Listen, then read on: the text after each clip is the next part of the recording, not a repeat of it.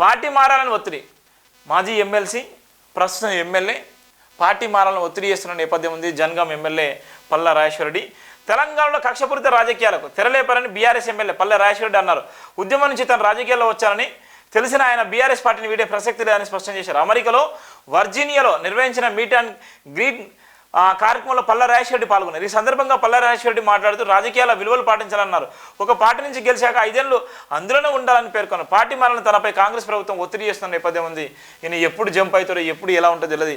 అనురాగ యూనివర్సిటీకి చైర్మన్గా ఉన్నటువంటి పల్లా రాజేశ్వరరెడ్డి గతంలో ఉన్నటువంటి నేపథ్యంలో అదృష్టం కలిసేసి ఎమ్మెల్సీగా కేసీఆర్కి అతి సన్నిహితుడిగా కేసీఆర్కి కుడిభుజంలా విడమ భుజంలా ఉన్నటువంటి కేసీఆర్ కుటుంబానికి అతి సన్నిహితుడిగా ఉన్నటువంటి పల్లా రాజేశ్వరరెడ్డి పైన కూడా ఒత్తిడి పెరుగుతున్నది.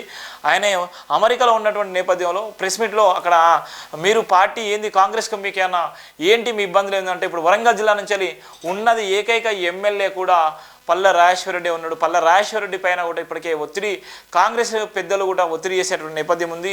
అతను చెప్పేటువంటి మాటలు అయితే మనం చూస్తున్నాం. నిన్న ప్రెస్ మీట్లో ఏదైతే ఉందో నేను పార్టీ మారను 5 ఏళ్ళు గెలిచిన తర్వాత అదే పార్టీలో కొనసాగుతాను, నన్ను నమ్మినటువంటి పార్టీ సిద్ధాంతం నన్ను నడిపిస్తుంది అన్నటువంటి వ్యాఖ్యలు ఇస్తున్నాయి. ఎంతవరకు ఇలాంటి బీఆర్ఎస్ పార్టీ నాయకులు బీఆర్ఎస్ ఎమ్మెల్యేలు ఎంతవరకు నిజంగా మాటమి నిలబడతారా లేకపోతే మాట తప్పుతారా అన్నటువంటి ఆ సందర్భం అయితే ప్రజల్లో ఉన్నది.